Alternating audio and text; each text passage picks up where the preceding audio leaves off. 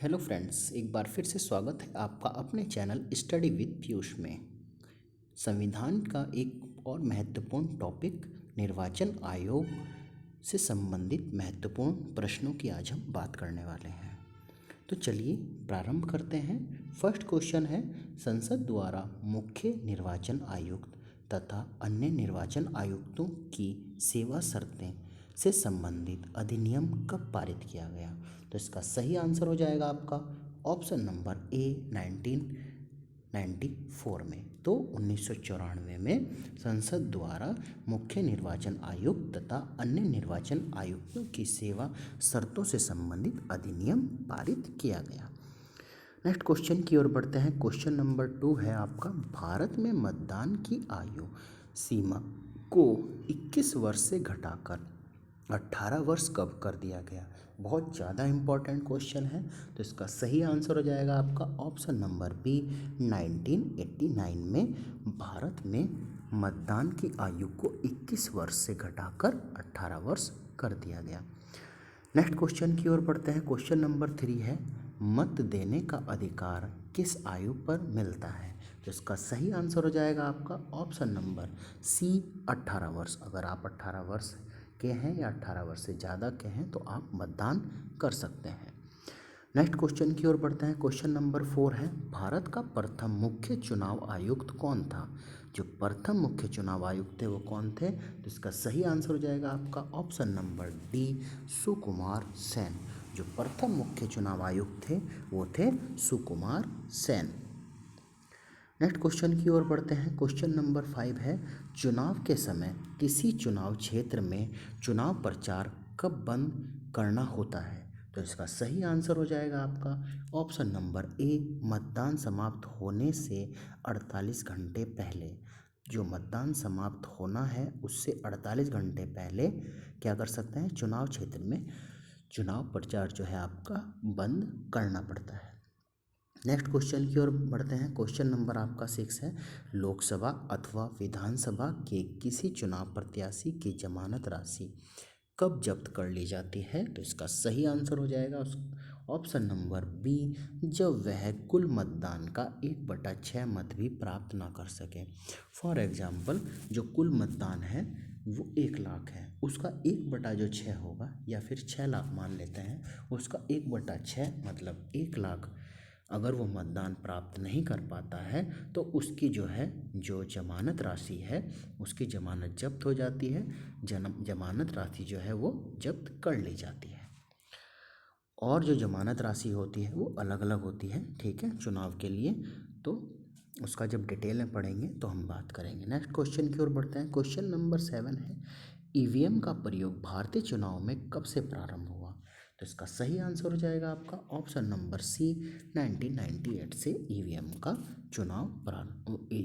का यूज जो है चुनावों में प्रारंभ हुआ। नेक्स्ट क्वेश्चन की ओर बढ़ते हैं। क्वेश्चन नंबर 8 है, निम्नलिखित में से कौन मतदाता सूची को अद्यतन बनाकर तैयार कर रखता है? जो मतदाता सूची को बनाकर तैयार रखता है उसका सही आंसर हो जाएगा आपका ऑप्शन नंबर डी निर्वाचन आयोग। तो निर्वाचन आयोग है जो मतदाता सूची को बनाकर तैयार रखता है। नेक्स्ट क्वेश्चन की ओर बढ़ते हैं। क्वेश्चन नंबर 9 है, भारत के विभिन्न राजनीतिक दलों को राष्ट्रीय या क्षेत्रीय दल का दर्जा देने का अधिकार किसको है? तो भारत के विभिन्न राजनीतिक दलों को राष्ट्रीय या क्षेत्रीय दल का दर्जा देने का अधिकार किसको है? तो इसका सही आंसर हो जाएगा आपका ऑप्शन नंबर ए चुनाव आयोग को। तो चुनाव आयोग को भारत का जो राजनीतिक दल हैं उसे राष्ट्रीय या क्षेत्रीय दल का दर्जा देने का अधिकार है चुनाव आयोग को। नेक्स्ट क्वेश्चन की ओर बढ़ते हैं। क्वेश्चन नंबर 10 है, मध्यावधि चुनाव कब कराया जाता है? तो इसका सही आंसर हो जाएगा आपका ऑप्शन नंबर बी, समय के पूर्ण होने से पहले ही, जब लोकसभा भंग हो जाए या विधानसभा भंग हो जाए तो ये मध्यावधि मतलब बीच में ही चुनाव कराना पड़ता है, ठीक है। जब दोनों जो लोकसभा और आपकी जो विधानसभा है दोनों निम्न सदन है, ये जब दोनों भंग हो जाते हैं तो आपका मध्यावधि में चुनाव कराना पड़ता है। मतलब जो सेशन होता है, जो 5 साल का जो कार्यकाल होता है उसके बीच में ही चुनाव कराना पड़ता है। नेक्स्ट क्वेश्चन की ओर बढ़ते हैं। क्वेश्चन नंबर 11 है, भारत में प्रथम आम चुनाव किस वर्ष किए गए थे? तो इसका सही आंसर हो जाएगा आपका ऑप्शन नंबर सी, 1951 से 52 में। नेक्स्ट क्वेश्चन की ओर बढ़ते हैं। क्वेश्चन नंबर 12 है, निर्वाचन आयोग निम्न में से किन निर्वाचनों के लिए अधीक्षण, निर्देशन और नियंत्रण कार्य करता है? तो इसका सही आंसर हो जाएगा आपका ऑप्शन नंबर डी, इनमें से सभी। राष्ट्रपति चुनाव के लिए भी, उपराष्ट्रपति चुनाव के लिए और लोकसभा चुनाव के लिए जो है निर्वाचन जो आयोग है, इन सभी के निर्वाचनों के लिए अधीक्षण, निर्देशन और नियंत्रण का कार्य करता है। नेक्स्ट क्वेश्चन की ओर बढ़ते हैं। क्वेश्चन नंबर 13 है, भारतीय निर्वाचन आयोग ने वर्ष 2010 में अपनी कौन सी जयंती मनाई? तो इसका सही आंसर हो जाएगा आपका ऑप्शन नंबर ए, स्वर्ण जयंती। तो भारतीय निर्वाचन आयोग ने 2010 में अपनी स्वर्ण जयंती मनाई। नेक्स्ट क्वेश्चन की ओर बढ़ते हैं। क्वेश्चन नंबर 11 है, चंद्रगुप्त मौर्य ने सेल्यूकस को किस वर्ष में पराजित किया? तो इसका सही आंसर हो जाएगा आपका ऑप्शन नंबर बी, 305 ईसा पूर्व। ठीक है, ये इतिहास का क्वेश्चन इसमें ऐड कर दिया है। ठीक है, तो इसका सही आंसर हो जाएगा 305 ईसा पूर्व। नेक्स्ट क्वेश्चन की ओर बढ़ते हैं। क्वेश्चन नंबर 15 है, भारत में पहली बार महिलाओं को मताधिकार कब प्राप्त हुआ? मताधिकार का जो कब प्राप्त हुआ भारत में महिलाओं को पहली बार? तो इसका सही आंसर हो जाएगा आपका ऑप्शन नंबर सी, 1926, 1926 में भारत में पहली बार महिलाओं को मताधिकार मतलब वोट डालने का अधिकार प्राप्त हुआ। नेक्स्ट क्वेश्चन की ओर बढ़ते हैं। क्वेश्चन नंबर 16 है, निर्वाचन आयोग, सर्वोच्च न्यायालय, संघ लोक सेवा आयोग, नियंत्रक एवं महालेखा परीक्षक का कार्यकाल जैसी संस्थाओं में कौन सा एक लक्षण समान है? जितनी भी संस्थाएं हैं इनमें कौन सा एक लक्षण समान है? तो इसका सही आंसर हो जाएगा आपका ऑप्शन नंबर डी, वे संवैधानिक संस्थाएं हैं। ये सभी जो हैं संवैधानिक संस्थाएं हैं, इनका सभी का संविधान में जिक्र है। ठीक है, नेक्स्ट क्वेश्चन की ओर बढ़ते हैं। क्वेश्चन नंबर 17 है, निर्वाचन आयोग का चेयरमैन कौन होता है? तो इसका सही आंसर हो जाएगा आपका ऑप्शन नंबर ए, मुख्य निर्वाचन आयुक्त। जो निर्वाचन आयोग होता है उसका जो चेयरमैन होता है वो मुख्य निर्वाचन आयुक्त होता है।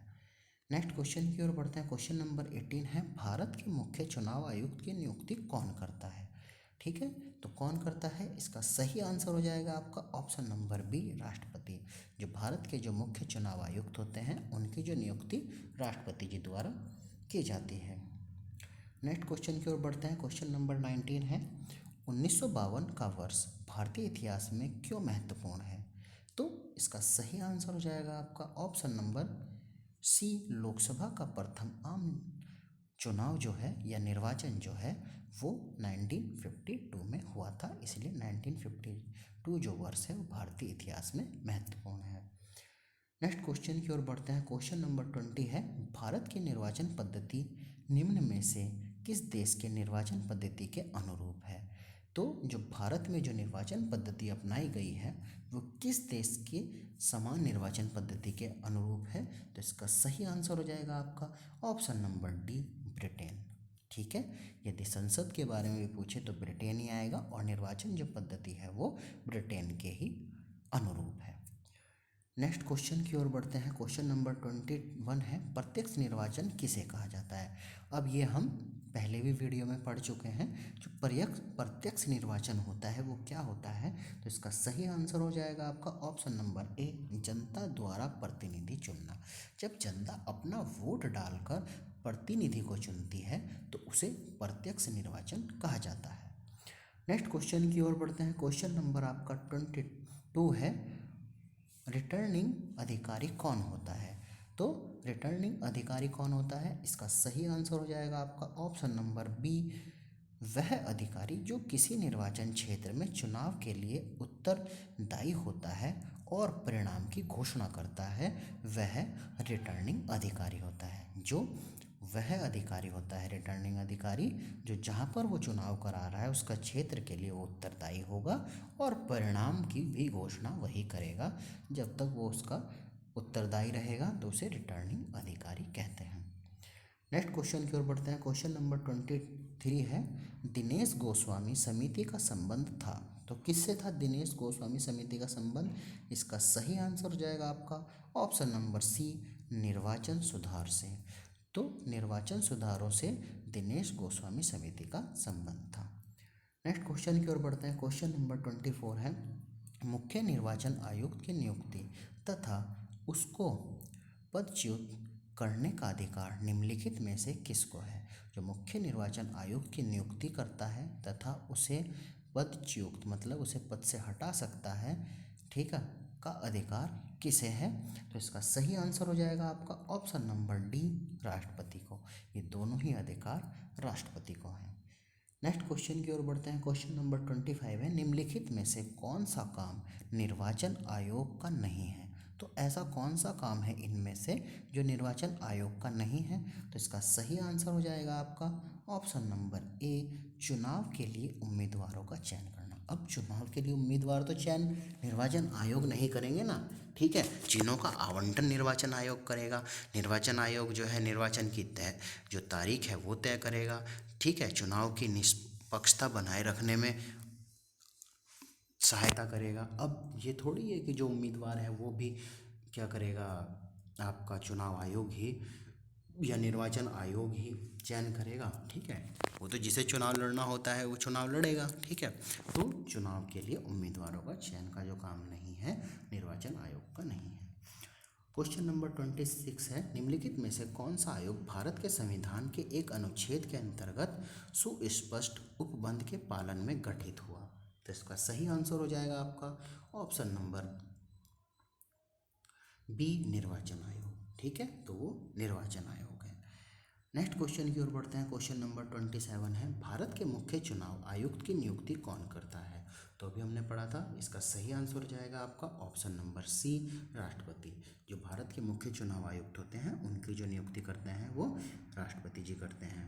नेक्स्ट क्वेश्चन है, निर्वाचन आयोग का चेयरमैन कौन होता है? तो इसका सही आंसर हो जाएगा आपका ऑप्शन नंबर डी, मुख्य निर्वाचन आयुक्त। जो मुख्य निर्वाचन आयुक्त होता है वो निर्वाचन आयोग का चेयरमैन होता है।